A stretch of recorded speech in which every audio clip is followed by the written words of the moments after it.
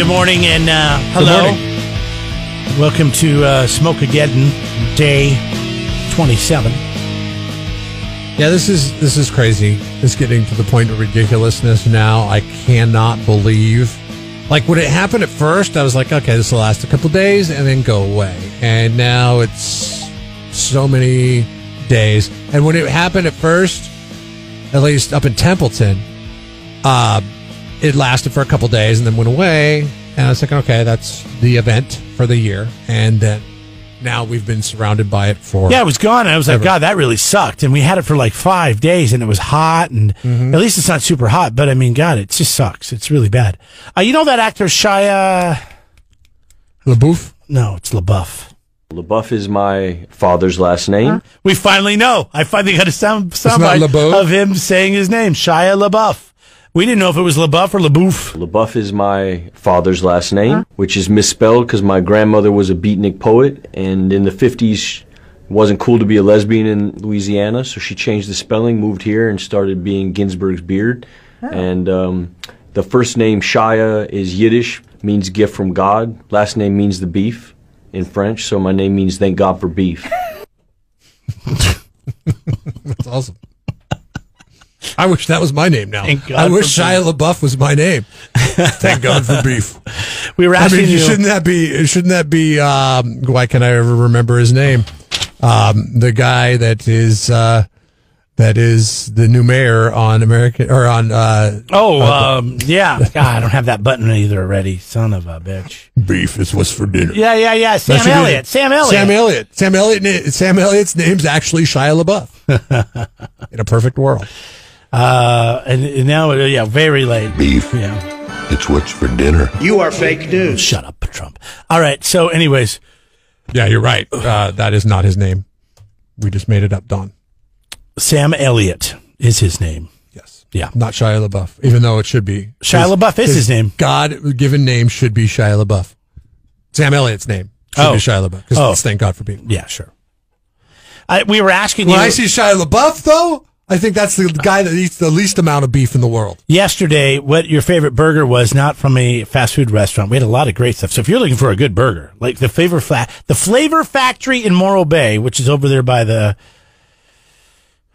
Radio Shack and the... Did you go over there yesterday? Cookie Crock. And no, I have been there before, though. Somebody wrote that down. And Island Burgers. Anyways, Oso Libre has a burger that they do out at their winery. I guess I just drive in there and get it. I don't know what the deal is there. But there's a great list over on our Facebook page at Jeff and Jeremy. You can go over there and you can check it out. Jose's. Have you ever been to Jose's? No, I don't even know where it is. Neither do I. That's all they wrote was Jose's? Jose's. You've got to give some context to Like, people. where's Jose's? Come on. Is it bad that I think it's in Paso? What's it, a burger place? Yeah. Jose's. Now we have to look it up on Google? Come on. I mean, you got to give us more. Jose's. Is it Joe's Burgers? Jose's Burgers not coming up. Maybe it's Joe's. Wait, when you see it, it looks like Jose's. It's, let's see. It's the Wrangler from... Jose's Country Kitchen is... it's Jose's. It's at the truck stop in Welsona. It's JOSE''S. That's Jose's. Jose's Country Kitchen? The Wrangler from Jose's. Okay, let's look at his menu. Now we have to look up the menu? Yeah, see if there's a Wrangler burger on there. He's even got a picture of it here. Looks pretty good. Thank you for writing in, John. And this could be good, actually. I'm guessing the Wrangler burger's got barbecue sauce and a onion ring on it. Is this, and if he is Jose, if this is the Jose's Burgers, this can't be. This cannot be. No, that's in La Jolla. Okay. Jose's in La Jolla, by the way, makes burger with chorizo and regular burger. Jose's Country Kitchen. John works at Dan's, he's a line cook at Dan's The Grub Shack. Yeah. And he says this is the best burger. So he knows his stuff. He's also a former kitchen manager at Santa Maria. Hold on a second. This guy? John Winter. Yeah. John is a line cook at Dan's Grub Shack, and he did not say Dan's Grub Shack has the best burgers. He said some other place. He did. He said You're that kidding it was Jose's. Delete that. Take that comment down. You got to take that comment down because it's he wrote it. I'm not going to take it down. You can't be saying, "Hey, this place has got the best burger." Well, maybe Dan comes to him and goes, "What the hell are you doing, man?" He says, "Well, you got to step up your game, Dan. You got to get better meat." I don't know what he says. Because I've heard great things about Dan's Grub Shack too. Where's Dan's Grub Shack at? It is in the complex that used to be the Kmart in Atascadero. Now, who knows what's going to go in there? What would you put in there? I don't even know where that is. Is that over there by the movie theater? The other side of the freeway from the In-N-Out. Oh, it's over there? Mm-hmm. Oh, okay. Oh, my boat place is over there. Anchor Down. What would you put in there? I don't know. That seems like no man's land to me out there. Kmart. Buffalo Wild Wings. What they did here in Arroyo Grande, yeah, except for you, it's always Buffalo Wild Wings. I'll put Buffalo Wild Wings in it. No, I wouldn't do that. Trader Joe's.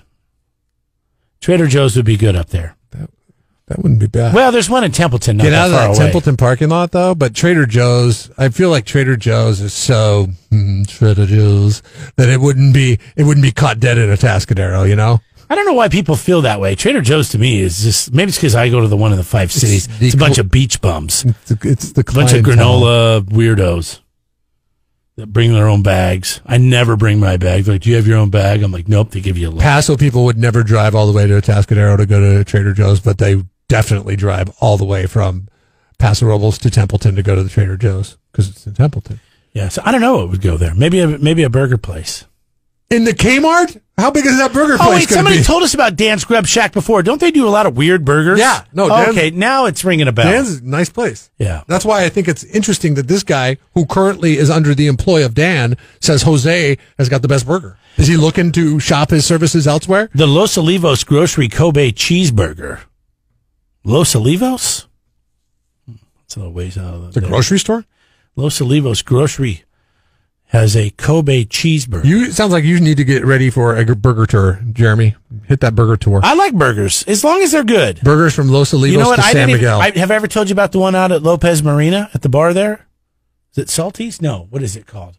Fishin'? No, it's some, I can't remember the name of it. It's got some catchy little name. They do a nice burger out there. It's on a very soft ciabatta bread. Probably comes from Mendes. Anyways, you can let us know. Our Facebook page at Jeff and Jeremy. It probably comes from Mendez. Edna's. Oh, Edna's. Okay. Edna's Bakery. Okay, I was like, what's Mendez? He's a guy. He works at Edna's. Mendez makes this great. He knows Jose and Dan. Wow. Jeff and Jeremy in the morning. Jeff and Jeremy here online, KZOZ.com. I know you've said from time to time that your father-in-law, who lives in very northern California, is in a very dangerous area for fires. They've had a couple wildfires come through there. And he's a heavy equipment operator, meaning he drives. Yes. You know, he has excavators. And he has a water truck. He makes his hay this time of year. I guess a lot of people... Although he's on on vacation right now. I don't know what the hell for. And I don't know up there in Jefferson if they do this, but a lot of people have, in California, are going out and buying their own fire trucks. Mm-hmm. To protect their land. And a lot of people are... That's why he has a water truck. A lot of people are upset about it. What we're going to see is people that are buying these engines with the best intentions in mind that are going to end up either losing their lives or killing firefighters who are responding to their homes to save them when they try to get out too late. Well, yeah. I mean, it gives people a false sense of security. People are going to be like, oh, yeah, there's a fire coming down the hill. I'm cool. I've got a fire engine. The problem is fire engines only hold so much water. Right. It's a false sense of security. It's kind of like, remember when coronavirus first hit? I hate to keep going back to this, but it's at the forefront of everybody's mind. When coronavirus first hit, we went a long period of time not knowing that we were supposed to wear masks. Then we started wearing masks, and then they started saying, oh, well, actually, masks are not good for the coronavirus. So then we went off the mask because the reason why they said the masks weren't good for it is because it gave people a false sense of security. Then they went back and they said, okay, well, it's better to not spread it than it is to spread it and have this false sense of security. So everybody put the mask back on type of thing. If everybody went out and got a fire truck, they would all have this false sense of security that they would. Yeah, could you hook up a hose to a fire truck and use it? Oh, yeah, you can figure it out. It's probably not that hard. Figure it out. Yeah, I mean, I've hooked up. My grandfather was I've done stuff like that before, so I can do it. But and I've seen it done. It's not. What was your grandfather? A firefighter, or what did he do? No, he hauled he was a diesel or a gas tanker trucker. And so big hoses Okay. that lock in and you lock them in. Moving liquids from a truck. big, Okay. gas tanker trucks. And so, and Yeah, then I I've been to wouldn't know the first wineries where they hook up these pumps and they're like fire hoses and to spray down equipment and things like that. So, I mean, I think anybody could pretty much figure that out. The problem is, I don't know if it's the best idea for preventing a, spread to your home. I think it'd be better to take this money, and I'm looking at a 2013 Peterbilt that'll carry 2,500 gallons of water, and they're wanting $70,000 for it. Mm-hmm. I'd go buy a backhoe or a bulldozer around my property. Yeah. Cut a fire line around your house. Build a really established fire line. And then just put sprinklers on my roof. Yep. I don't know if that always works. Maybe it does, maybe it doesn't. But I've never been in that situation, thank God. I lived in a part of eastern Washington when I was in high school. Fire came down the hill. The winds were blowing, and it would burn, the first 2 houses down on one side of the street, skip 4 houses, and then burn 4 more houses down. But the 4 houses in the middle just got lucky that the embers blew right over their house. Maybe they had sprinklers on top of it as well. But do you feel like Midwest people are like, forest fires, that's nothing. That's just you guys aren't prepared very well. Why don't you? No, I think it's a dangerous area that people don't think about. Even though you know about forest fires, if you live anywhere, even in rural areas of our county, I think that's something you got to think about. Mm-hmm. But the people in the Midwest are like tornadoes. I mean, you can't stop that. You can stop forest fires. Do you think they think we're idiots out here on the West Coast? Because tornadoes you can't stop, but they just go ahead and keep going at it. But they're like, how come you guys can't? These are fire tornadoes, Jeff. Huh? These are fire tornadoes. Well, I understand in some cases they are, yes. The wind gets blowing. I understand that. But the tornado could not happen if the fire was not. A fire tornado cannot happen unless the fire starts first. Right? Yeah, but fires start all the time for a number of reasons. Lightning strikes, power poles, idiots. Idiots is like the main reason for it, though. Well, the new conspiracy theory is now people are starting fires to, I don't know. What is the conspiracy theory? I love conspiracy theories. Please tell one me. of them is that it's politically motivated and they're trying to cause chaos. And I've read that people think that liberals are going out starting these fires to make this country look like it's even worse shape than it is so Trump won't get reelected. This is stuff I've seen on Facebook. It's ridiculous. But there has been, and I know up in Washington State, right? where we grew up, in the western side, in southeastern Washington, the east, whatever. There has been some arsonists that started some fires down there. You know what? But those aren't these wildland fires. These are fires in neighborhoods. You know what, guys? We didn't used to have these. There's one direct correlation that you can make, and a lot of people like to use the climate control, so climate change, as a argument for it. But I don't believe that for a minute. Is we used to log forests for purposes of construction, and so you would have wood for your. We don't do that anymore? Well, we do, but we don't do it as much because of the environmental impact. But every time you try, the pendulum's got to swing. So then you overcorrect for leaving forests up, and then those forests don't get naturally thinned by things like fire events. And, or they're not thinned out, then they're going to catch fire and it's going to become a wildfire. It's funny because now they do all these raking underneath the forest. Controlled burns in the spring when it's still damp out to try to help that. But you're right. It seems like it gets worse every year. This is the worst I can ever remember. And I don't know if it's because this is the worst it's ever been. We're in the smoke. 3 million acres is a lot of acres. It's crazy. Wake up. Jeff and Jeremy in the morning. Well, it's September and we're going to be in October. It's going to be time for Halloween here pretty soon. Right. It's time for Christmas, according to the Salvation Army. Yeah, no kidding, right? I mean, Christmas. Don't forget about Halloween. Halloween's important, even though what are we doing about trick-or-treating this year with the whole thing? I guess it's funny. My wife was having a conversation with me over the weekend, and she's like, I feel like I get excited for Christmas and then realize that Halloween's coming and be like, oh, I got to do something for Halloween, and then get excited for Christmas again. So she's like starting to get excited for Christmas right now, but then sometime in the next 3 to 4 weeks, she'll realize that Halloween's there, go all in on Halloween, put Christmas on the back burner, and then bring back Christmas come November 1. I mean, Halloween and Christmas are the two most exciting holidays, aren't they? I mean, for me, they are. They're the two I look forward to I like the most. 4th of July. Because you like lighting stuff on fire?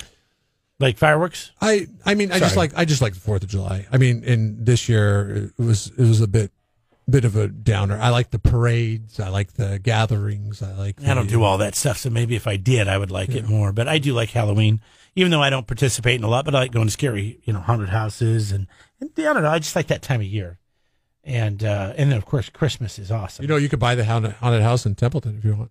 You like haunted houses so much. Well, I don't want to buy it. I just want to go for sale, see it for an hour, and then leave. Oh, okay. Do you think it's haunted? Does it look haunted? I mean, yes, of course it looks haunted. It was a haunted house, right? But do I think it's really, really haunted? I don't know. It's a tough sell, right? I mean, if you're the listing agent on the haunted house in Templeton, how do you convince that the haunted house is not really haunted? It was just haunted for monetary purposes. So I guess L.A. banned trick-or-treating. Well, they've now changed their mind on that. They reversed the ban on trick-or-treating. And as of now, trick-or-treating is back on. We are going to trick-or-treat at home. They're going to go trick-or-treating at every single door, and my husband and I will be at every door, and we will give them treats. That's nice, Richie Rich, if you live in a mansion. Yeah, that's a celebrity. That's some chick from How I Met Your Mother. So that's really nice of you if Allison you have 12 rooms in your house. But what if you have 2 rooms in your house? Well, now your temporary housing is in an apartment complex. You could go around to the apartments. Mm-hmm. I don't know. I don't think people are going to be handing out candy this year.